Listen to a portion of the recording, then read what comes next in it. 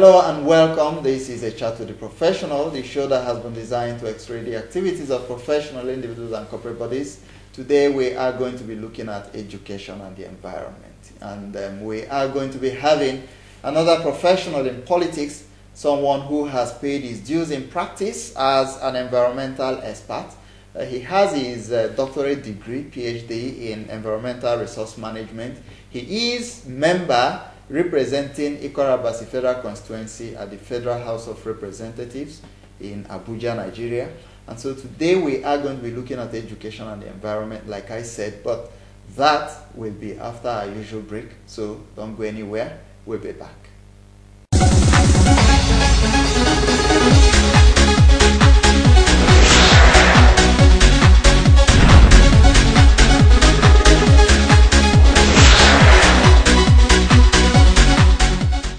You're welcome back. You're still watching A Chat to the Professional, and like I mentioned to you in my introduction, today we have another professional in politics. I did mention to you also in my introduction that this is one man that has his PhD in environmental resource management. Today he serves as a member of the Federal House of Representatives, representing Ikora-Abasi Federal Constituency in Akwa Ibom State. He also is a member of the Committee on Environment on the House. So join me now as I welcome to the show today Honorable Dr. Akpan Michael Omo.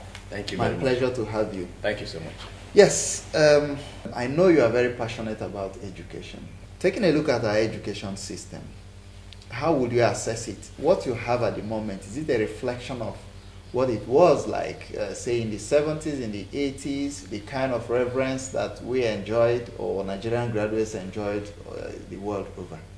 Well, essentially, I would like to say at the moment that what we are having in the educational environment is indeed markedly different from what it used to be in the past, especially in the 70s, even on to good part of the early 80s and thereabout.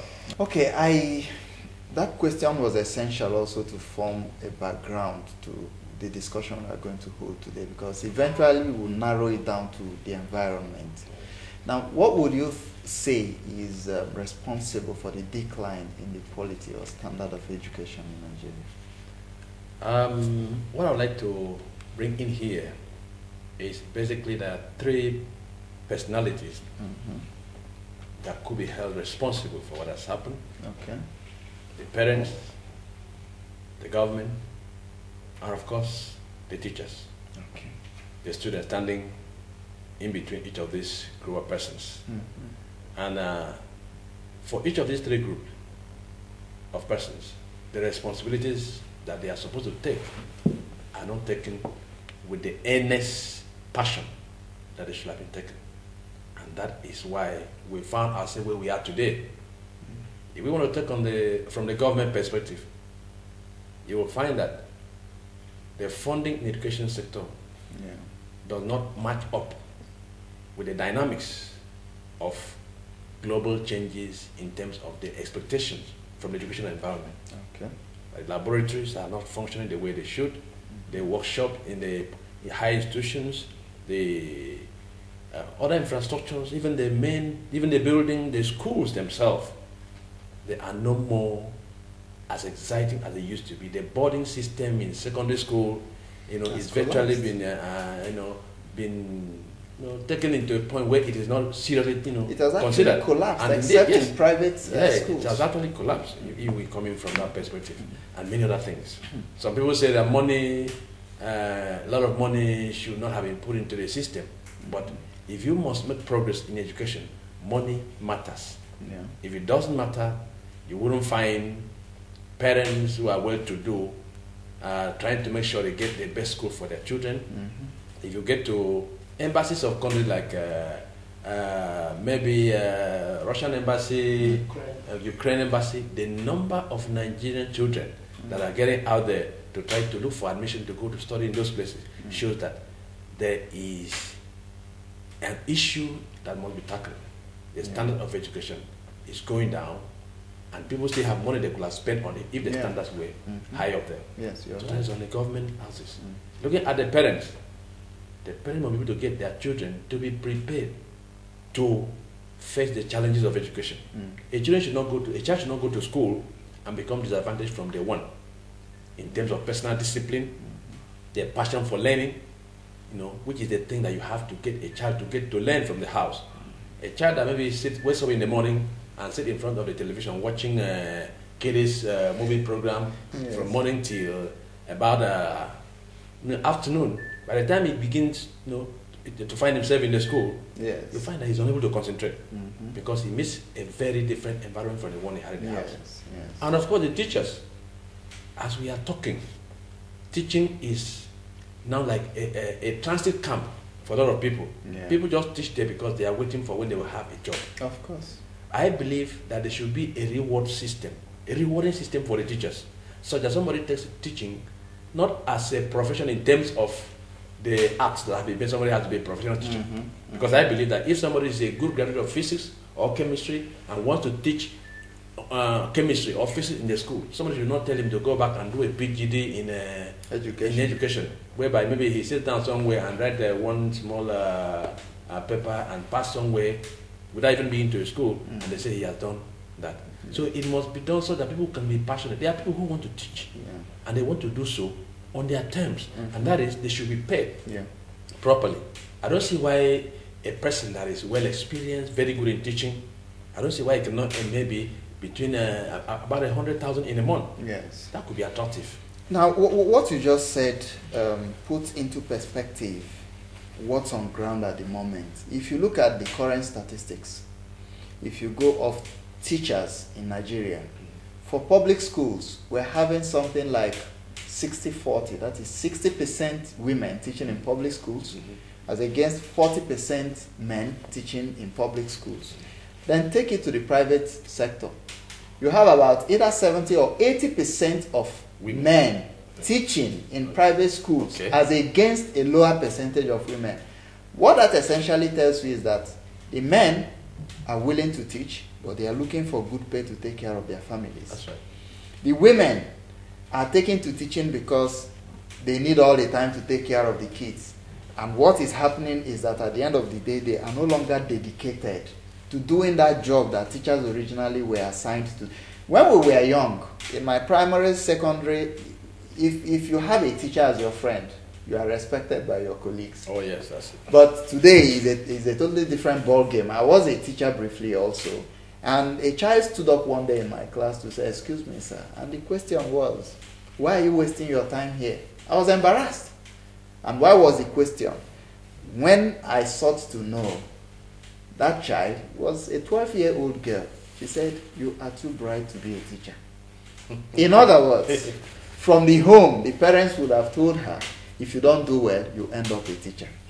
If you do well, you end up in an oil company or in a bank. So that's why I said what you said has laid a background information as to what we are going to be doing. And you are in the House. What do you think the National Assembly can do to empower the education sector?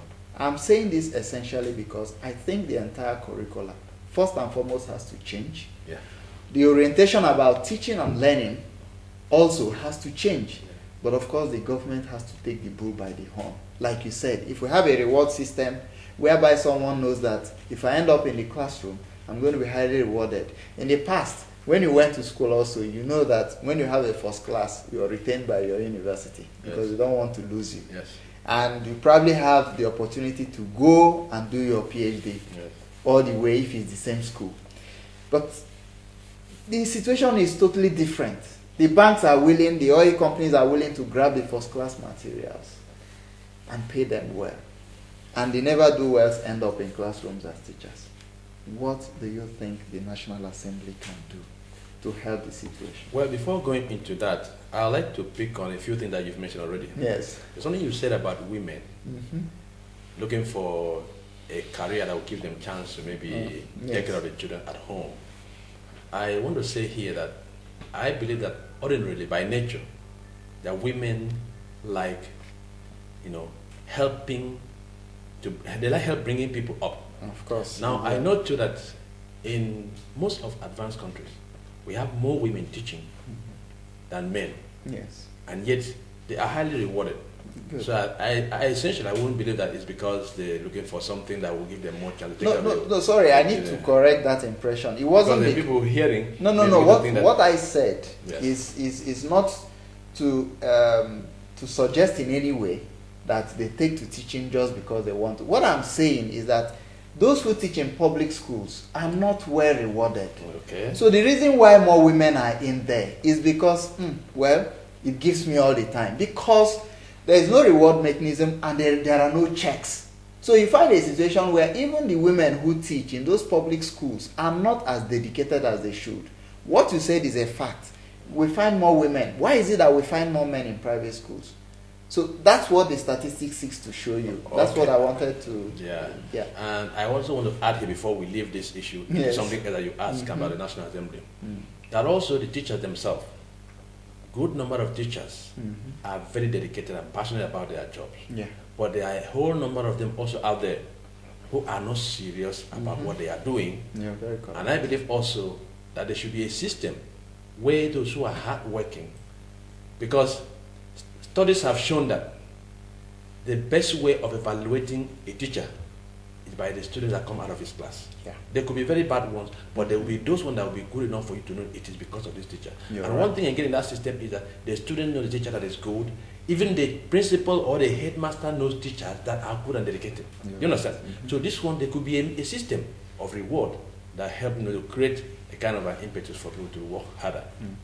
Because people say the reward of hard work is more work. Yeah. Now, we're talking about what contribution the National Assembly would do. Yes. Now, National Assembly is essentially a legislative body.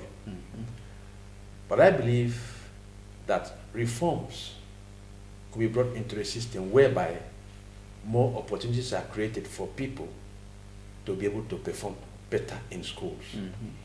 And one of the ways would be a legislation that makes sure that funding, appropriate funding, is being entered into the budget, especially the percentage in terms of capital projects in school and a recurrent expenditure should be properly balanced to make sure that you begin to cause that system to be growing, not a system that is decaying.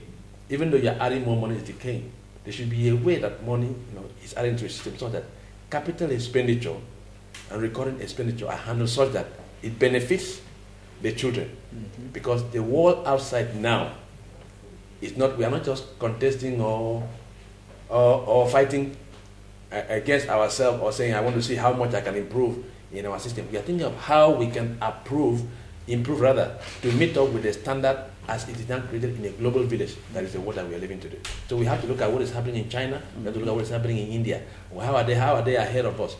The studies have shown that between US and China now, for every 8 engineering graduates that is coming out of China, it's only one that comes out of US. So these are the issues. So when we are looking at our system, making legislations, making reforms, we have to look at the big picture, the holistic view, the global picture, not just the Nigerian concept. Okay, thank you very much. I think you've touched the issue as much as I would. I know you do not belong to the Committee on Education, but perhaps in our next episode we'll take more of this. But at the moment we must take a break. When we return, I will be discussing the environment with Honorable Akpan. Please stay.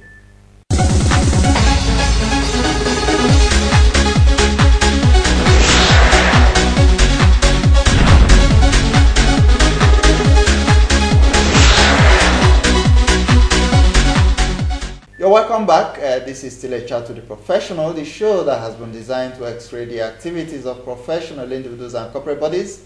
Before we went on break, my guest has tried to give an analysis into what the education sector suffers, what could be done, what the National Assembly could do to ensure that we have a stronger education sector, such that we could go back to the old glory of Nigeria being the best in Africa when we talk about educational development.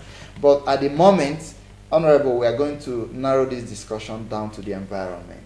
You are a doctorate degree holder in environmental resource management. You also come from the part of the country that produces the black gold, the oil.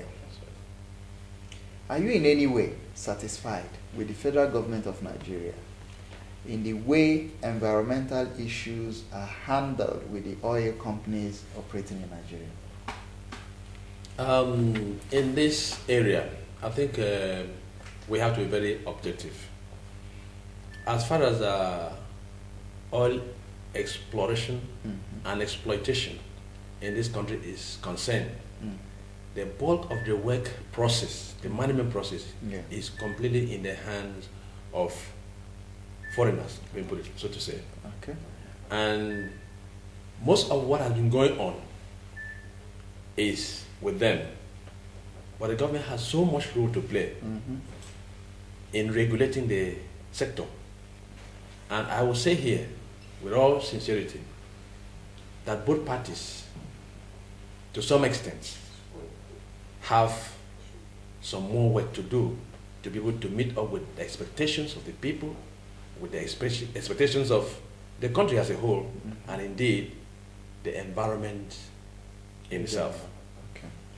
Now, I asked that question because if you look at what happened in the US last year, 2010, the Gulf of Mexico oil spill, Yes. you saw what happened. The President of the United States moved swiftly. He did not just stay in Washington, D.C., in White House to dish out instructions. He paid a visit to the Gulf of Mexico. As a matter of fact, heads had to roll in BP. It led to the resignation of the president of BP. I don't know. At the moment we are talking about the oil spill in Ogoni, we are now hearing about a trial having to go on in the United States. Yes. Possibly because some people did not have confidence in the local judiciary, or perhaps, I wouldn't know, I don't want to get into that. But what we are saying essentially is that here we had a government that was proactive, and a government that came out and said, look, you can't get away with this, you were looking for your money, whether it was an accident, we take it as carelessness on your part. Because if you made all the profit, you wouldn't have come to us. Yeah. The same thing has happened here. We have a spill. Whether it was an accident, the fact remains that people are going to suffer as a result of that accident. Yeah. It's not just enough to talk about compensation, but how do we prevent this from reoccurring? Because we have several incidents. That of Ogoni is just, perhaps we are saying, is the largest so far. But we've had incidences where farmers could no longer farm. The greater percentage of the inhabitants of these areas where the explorations and exploitations go on don't have any other source of livelihood. And they now are waiting for government or the oil companies to give them money. And it's also encouraging laziness. So what's your take on this? Well, I'd like to come from this angle. From this angle, I want to say that the government and the oil companies and the communities themselves, they have roles to play in this exercise. Yeah. You see, the case of Ogoni, as have just been highlighted by the United Nations organs of administration, it was not just a spill of one day. Yeah. In fact, as we speak, oil is still spilling. Still spilling. In fact, 2 weeks ago, we have information that oil spilled somewhere in the Niger Delta. And even at that, the oil companies involved are now trying to pass the box. Because that's what they do when there's an oil spillage in the region. Yes. But what I want to say here is this. In an environment like Niger Delta, which is a fragile one for that matter, it is expected that emergency response plans by the oil companies should be so organized with the concept of zero tolerance for oil spill. Yeah. But as it is today, that is not the case. The most important thing that is happening there is drill the oil, sell it, make the money, get the profit. Now, if there's a spill, the multinational will now come up with all kinds of arguments and excuses. They will sometimes say that this oil was not spilled, that it must have been a tanker in the high seas that came and maybe clean up and discharge into the water. And now what you have to do is you have to, first of all, you have to prove that this oil is spilled from us. In fact, I remember a particular commitment I had when I was working with somebody as a consultant. We had to do what we call analysis of vanadium ratio, where we try to find out the crude oil from Nigeria. What are the characteristics that differentiate it from the crude oil that comes from maybe other places? Of course, we know that the oil that came in from Venezuela in those days, because of the Carolina refinery, were essentially of the high sulfur grade. So it was quite easy to differentiate. But at the same time, it was possible to identify that this oil is from Nigeria. It's from Nigeria, yes. But at that, there will always be box passing. People will try to dodge responsibilities. But on a very serious note, I want to say here as a lawmaker, the 7th Assembly of the National of the House of Representatives will make sure that people take responsibilities in this country, especially on issues of environment. Good. We're going to do that by a constructive engagement with all parties involved. We'll make sure that people have evidence of capability in terms of dealing with emergency, in terms of response to oil spillage. If you look at what happened in the Gulf of Mexico, the resources for contending oil spill all came to fall.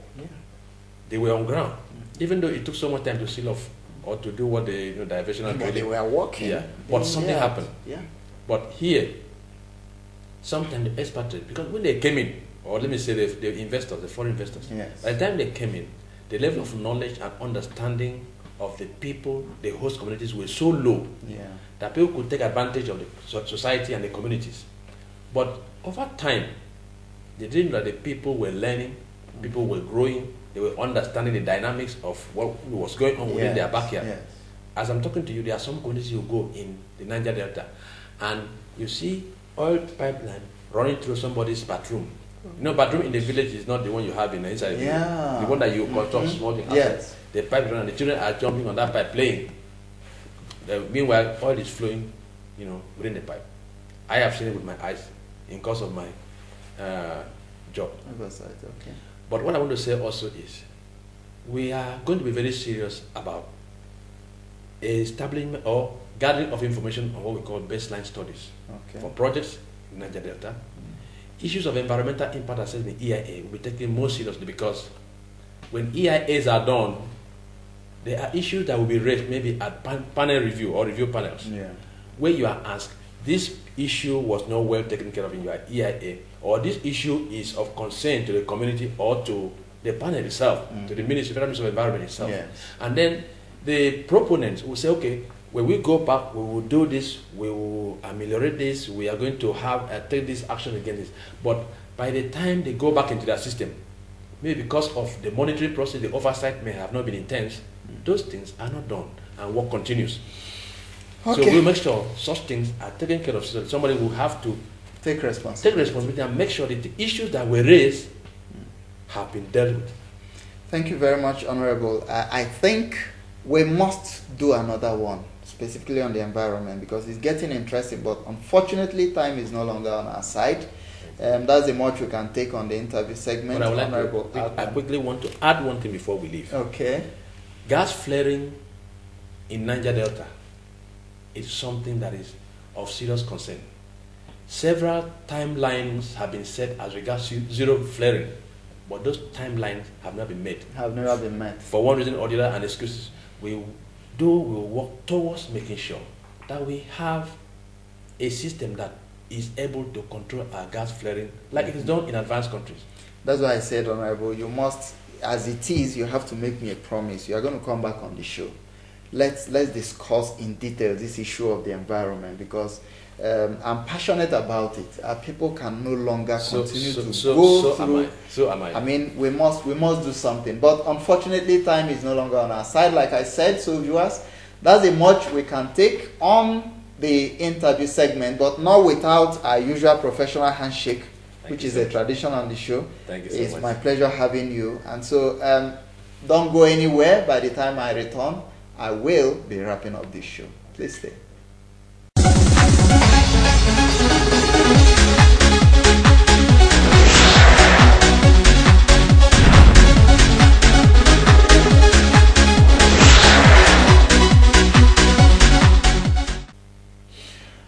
viewers, that's the much we can take on the show today, Chat to the Professional. Remember, our campaign is still on. We are mobilizing for 300 television sets, and I encourage you, corporate organizations and individuals who are passionate about education of our children, please, this is a clarion call. We need to distribute these TV sets so we can encourage them to view educational and science-based and research-based programs on television to avoid a situation where we have almost 90% of our young lads tilting towards entertainment.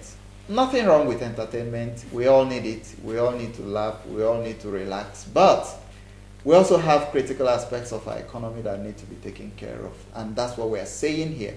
We need to develop our education to what it used to be. Let's have quality engineers being churned out by Nigerian universities. Let's have quality scientists, administrators, accountants, and so on and so forth. So we could beat our chest and say, yes, indeed, we are giants of Africa, as we usually are called. Let's see how we can encourage the government to realize the goals of Vision 2020. It's only when people are empowered intellectually that we can move towards achieving all that. So till next week when I come your way, I remain Martin Sobu saying stay blessed and I'll see you.